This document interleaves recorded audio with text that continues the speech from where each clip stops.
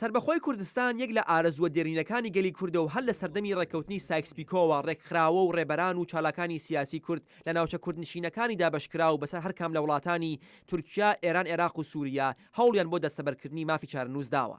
ساڵانێکیشە پرسی سربەخۆی هەرێمی کوردستانی عێراق لە ڕۆژەفدایە و بەتایبەت لە 2 ساڵی ڕابردوودا باسی سربەخۆیی و ڕەفراندۆمی مافی چارەنووس کراوە. هەر بۆیە هەندێک لە چاودێران لەسەر ئەو باوەڕن کە پرسی سربەخۆی کوردستان ساڕای ئەوە کە لایەنە ناوچەیەکان چۆن هەڵوێست دەگرن بە زووترین کات دەبێتە بابەتی سەرەکی ئەو ناوچەیە. لە داهاتوویەکی نزیکدا و بەتایبەت دوای تێکشکان یان سنووردارکردنی داعش پرسی سربەخۆی کوردستان دەبێتە پرسی سەرەکی و یەکەمی ناوچەکە.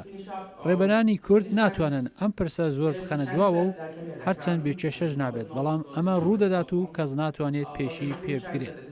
لە هەمان کاتدا ئەمە تەنیا ئارەزووی ڕێبەران یانەتەوەی کورد نییە کە پرسی سربەخۆی دێنێتە ئاراوە و هەندێک لایانی مرۆڤیش کوردستانێکی سربەخۆ وەک پێویستێکی سەردەمیانە دەچەسپێنن. کەمایەتیەکان وەک مەسیحی و ئێزیدیەکان لە شوێنە جۆراوجۆرەکانی عێراق و گەڕاونەتەوە بۆ کوردستان کە زێدی خۆیانە. ئەمانە پاراستنی یاساییان گەرەکە. پاراستنی یاساییش تەنیا لە کوردستانێکی سربەخۆ دێتە ئاراوە. بۆ ئەوەش دەبێت سنوور هەبێت تا ئەوان بتوانن خۆیان لە نێو ئەو سنوورانەدا پارێزن. تەنیا کوردستانێکی سربەخۆیە کە دەتوانێت بە هەشتێکی ئەمن بۆ ئەو کەمایەتیانە دەستەبەر بکات. کەرکووک یەک لەو خاڵانەیە کە هەم لایەنی کوردی داواکاری سربەخۆیی لەسەر کوردستانی بوونی سوورن و هەم لایەنی عێراقی کە تا ئێستا ئامادە نەبووە مادەی 140 یاسای بنەڕەتی عێراق سەبارەت بە کەرکووک چارەسەر بکات دەستی لێ هەڵناگرێت. So this basically is a source of tension and I can make the argument that Iran will support the Baghdad government.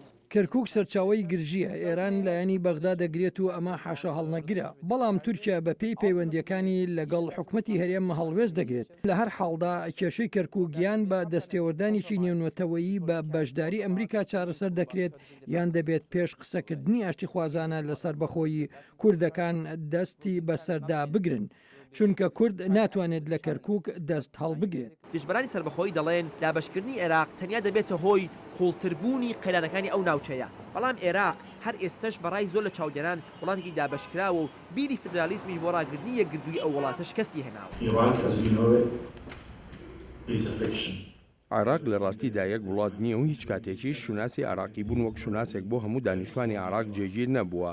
دوای گیرانی مووسڵ لەلایەن داعشەوە و ئاڵۆزبوونی زیاتری ڕەوشەکە ئێستا بەکردەوە و لە بواری ئابووری و سیاسیشەوە عێراق بوونی نییە و دابەش کراوە.